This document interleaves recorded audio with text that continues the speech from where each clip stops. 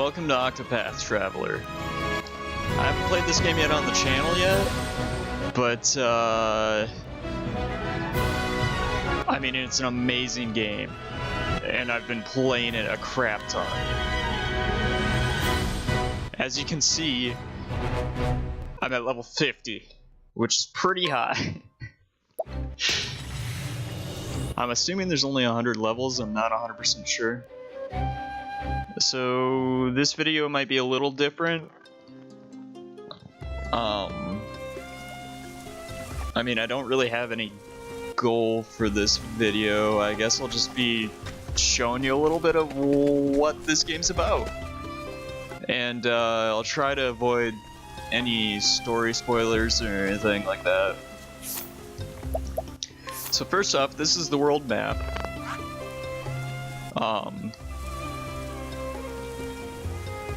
For whatever reason, the bottom left and top right corners don't show up, because on the original map there's like a coat of arms or something. No, but yeah, this game is amazing. As you can see, the visuals are very nice. It's got a nice blend of 16-bit for like the characters and the backgrounds are 3D. Look at that water. Anyway, so anything orange like this is a side quest. My main character. So first off, you get to choose which character you want to play as. I chose Ulbrich. He's a warrior. One thing that I'd like to point out that they do not tell you in the game. So you have 8 characters to pick from. So whichever character you pick is locked in. You cannot change them from your party. So for example, you go to a tavern to change people in your party. You talk to the tavern keeper. As you can see, there's a lock over Ulbrich. So if I try and... Oh, hey, look at that. Your protagonist cannot be removed from the party. Other than choosing that person, there's absolutely nothing else other than the fact that you can't switch them out. And obviously you start their story with them. Each character has a unique ability inside and outside of battle. So for example, I have Ulbrich, Cyrus, Therian, and Tressa. Ulbrich is able to challenge people to fight, and it tells you how strong they are. This guy would probably kick my ass. I don't know. Therian's a thief, so you can steal stuff from these people. As you can see, I've already stolen everything. Let's see if I can find somebody I haven't stolen from. Okay.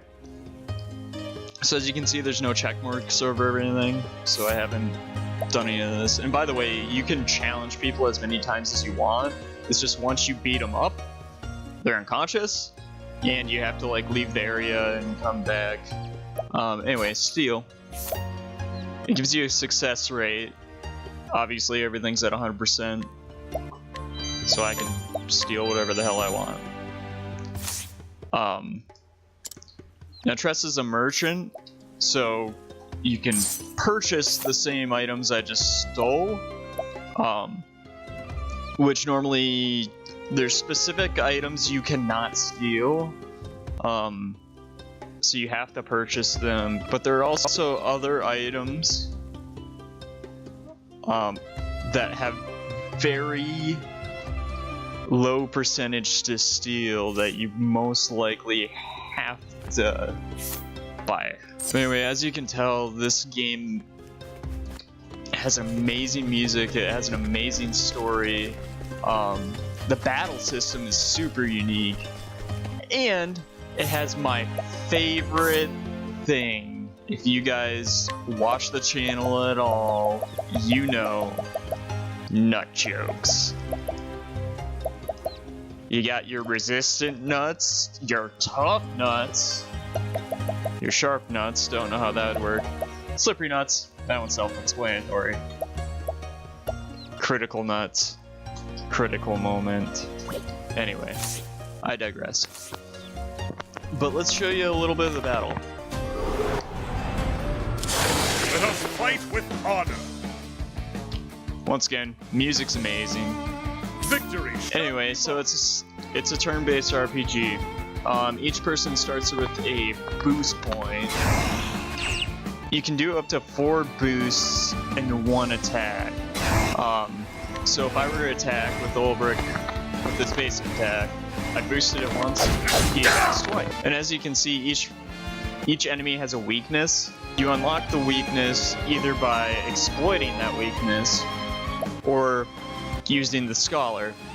So, as I said earlier, everybody has a unique ability outside and inside of battle. Inside of battle, Cyrus has a unique ability at the very start of the battle. He inspects everybody and exploits one weakness from every single foe. And as you can see, there's a shield next to everybody's where it says vulnerable. So they're all, or at least all the lizards are vulnerable to ice. So if I exploit that weakness, it knocks them out for the existing round and the next round. So they can't move. And they're more vulnerable to any other attack, so it'll be a critical hit.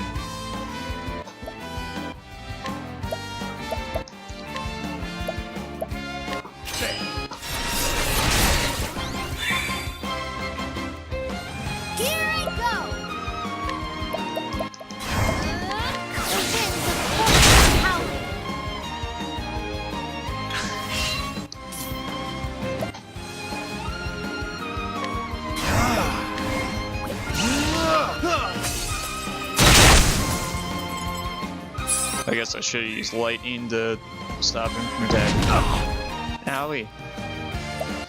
And just to show you one cool thing. So I'm gonna defend. No, you don't. No! I think not. My turn now.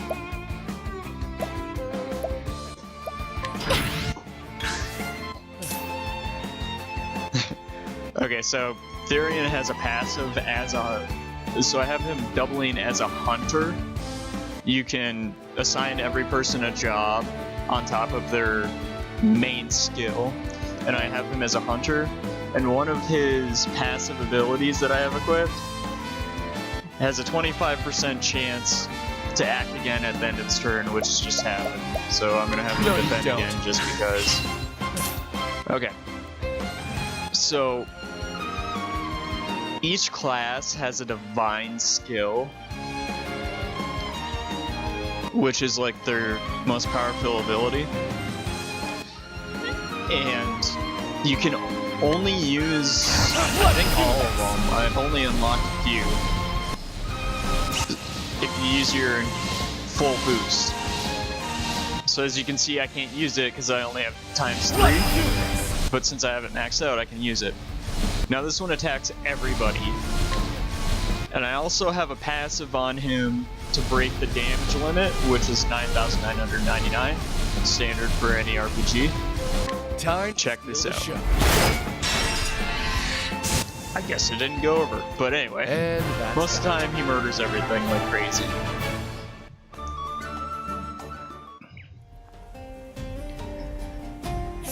So I'll show you the job system a little. So you can find these shrines with secondary classes which match up with every single character in the game. So Ulbrich, oops, okay. So, I'm sorry, the dancer is just hilarious on all the men. Especially Ulbrich, because he's like this macho guy, and just, anyway. So he's a warrior. And each class has specific weapons you can use. As you can see, a warrior can use sword and a spear. But yeah, you can assign them to any class. So you got the merchant and scholar, which is basically a mage. The cleric, which is a healer. I have him set to an apothecary, who, I mean, I like it because it gives him an axe, which is a heavy weapon, and a lot of the abilities are pretty good as far as physical attack goes, and he has healing. And honestly, I think his revive ability is better than the cleric's, because the cleric's only heals you up to 1 HP, and it costs 50 MP, whereas this one only costs 16, and it does like half your health. Then there's the thief and the hunter. Even though I chose Ulbrich, and I probably wouldn't choose anyone else, and I'm happy that I chose him at the beginning, Therion's my favorite. His story is awesome, his abilities are amazing, and his personality is the coolest. So another thing too, so each character has a chapter, and even when you start out in the game, so you see where it shows the specific towns where the chapters are, and it tells you the recommended level, which is good. Oh, I guess I haven't unlocked all the map. Got one more place to go. Anyway, getting sidetracked. The point I was making, even before you meet the other characters and unlock them and add them to your party, it shows where their first chapter is, what town you have to go to find them. You can fast travel to towns after you've been to them. So like, for example, I apparently have not been there. But yeah, click on it. Oh yeah, travel to Wellspring. That's where I just was, I believe. Yeah, but yeah, that's kind of how that works. There's 4 hidden classes too. I haven't gotten any of them because I'm still a little weak.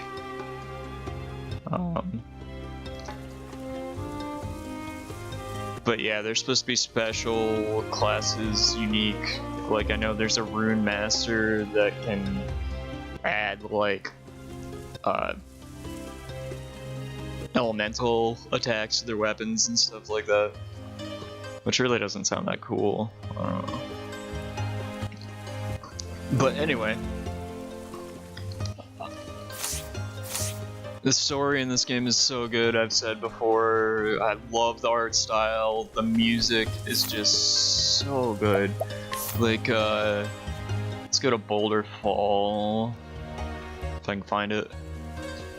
Therion's hometown. I think that's it. Yeah. Music here is awesome.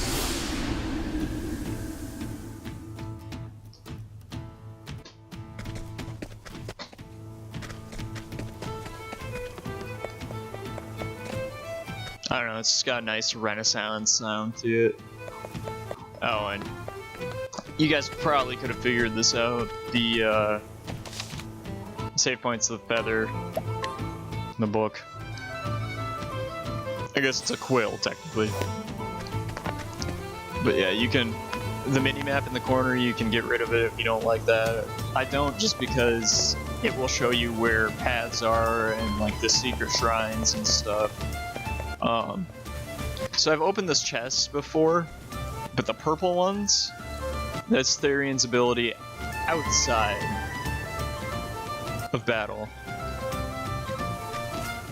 And I guess technically, the special abilities aren't necessarily bound to in or out of battle. Cause yeah, that's Therion's special ability. He can open purple chests. And he's the only one that can open them, so you have to have him in your party. Ulbrich's is kind of lame. He can boost defend. Cool. Big deal. Anyway, and I told you about Cyrus's. He can find a weakness at the beginning of the battle. Tress's special ability, let's see if we can trigger it. God, I love the music in this game. Okay, so there it is. She spotted $21 left over from some unfortunate soul. So she just finds money lying all over the place, which is pretty awesome. Now let's see what other characters we got. So Hanet's ability she can taunt people, basically fight them kind of like Ulbrich does, but you have to use summoned animals only. And I mean, she has a tiger that she can summon unlimitedly, and that's her special ability. She can summon monsters, and you can capture any monster that you fight in the wild. There's a certain percentage based on your level and how weak they are when you try and capture them. Elfin's ability is, so outside of battle, similar to what the hell's your name? Cyrus's ability to scrutinize. So yeah, he can scrutinize. Oh yeah, if it doesn't work, my reputation will suffer. Which means if you fail something that'll make your reputation suffer 5 times, you won't be able to do these special things until you go to the pub and pay off the tavern keeper to raise your reputation. And the higher level of the town, the more expensive it's gonna be. Anyway, yeah, I can scrutinize him. Yeah, let's see. Gives me a nice description of this old man, and sometimes it'll have a special thing that happens. Like right now, oh yeah, I scrutinized him, so I get a discount at the end. Cool. Sometimes you can get discounts, or no, more items available at the item shop. Sometimes you learn valuable information that's required for certain side quests. Sometimes you find a hidden item, which is just a glowing blue dot. You pick it up and it's an item. It's free stuff. Sometimes you make it easier for you to steal stuff, better deals when you're bartering with people, easier to get in a fight with people. Just show that's like, I'll murder this old man. And since he's standing in front of a door, I can't get in there until I knock him out anyway. No. With each battle, I grow stronger.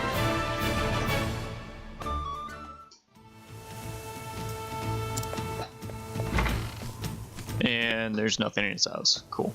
The point I was making when I was going over all that, so yeah, that's Elfin's, the apothecary's ability to. Each person outside of battle has an ability similar to their counterpart. So Elfin is like super outgoing and he can converse with people, and it just automatically does it unless you're not a high enough level, whereas Cyrus's ability to scrutinize, if you fail, it suffers your reputation in town. Inside of battle, he can craft items out of materials, which can either be like super good or super bad depending on what you do, and you gotta play around with it to figure out what does what. Primrose's ability is to lure people. This is her in and out of battle ability technically, because when you walk up onto the street, talk to somebody, you can allure them. And once again, there's a certain percentage of if it'll get them to follow you, and if you don't get them to follow you, your reputation suffers. You can summon them in a battle. They have a specific ability depending on who they are. Sometimes they'll take damage for you. I already showed you Ulbrich's. Tressa doesn't really have anything special in battle. And then Ophelia is kind of like Primrose. She, instead of alluring people, she gets them to follow her, and it just works. There's no percentage, and she can summon them in battle. And I think that's everyone. But really, I have not been drawn to a game so much like I have with this one. It's just such an amazing game. You can even scrutinize the doggies. The story is so good, the gameplay is so much fun, the art style, I can't praise this game enough. I've just not been so invested in the RPG in the longest time, and Square Enix did an amazing job with this one.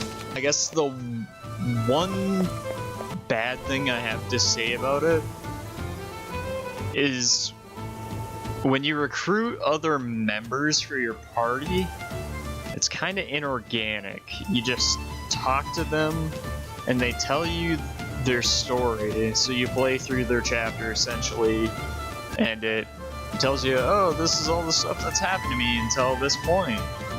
And then you're like, okay, I'll help you with whatever you're doing. And so Therian was the third person I picked up. And so like Ulbrich, yeah, he's a warrior, he used to be a knight for a king and all this stuff. And he's got like a bunch of honor, a really big code of ethics. And then he comes up, talks to Therian, and Therian's like, oh yeah, I'm a thief, there's this thing in this mansion up here that nobody can steal, but I want to go steal it. And Ulbrich's like, okay, I'll help you. And it just does not make sense. And I guess there's one other thing that I'll criticize, and I'll show you here. It's more of an in-battle thing. It's specific abilities. And Ulbrich has one, and then Haunted has the other. But Therian's my hunter, so I'll show you with him. Let us fight with honor. So there's two of them, I guess, for the hunter. Rain of arrows, let's see, attack random foes 5 to 8 times.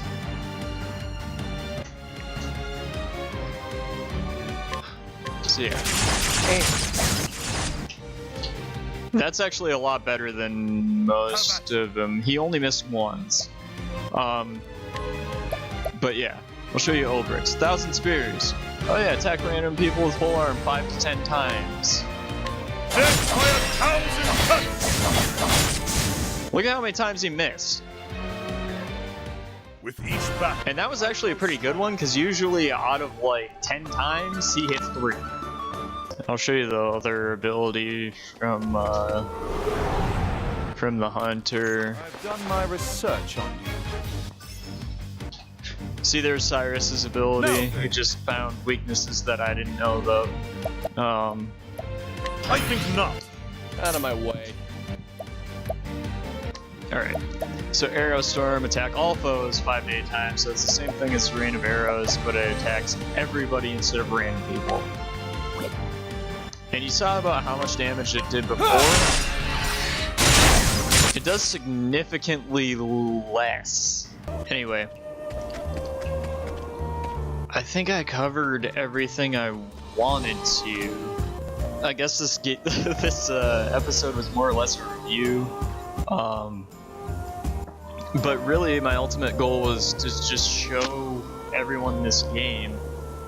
And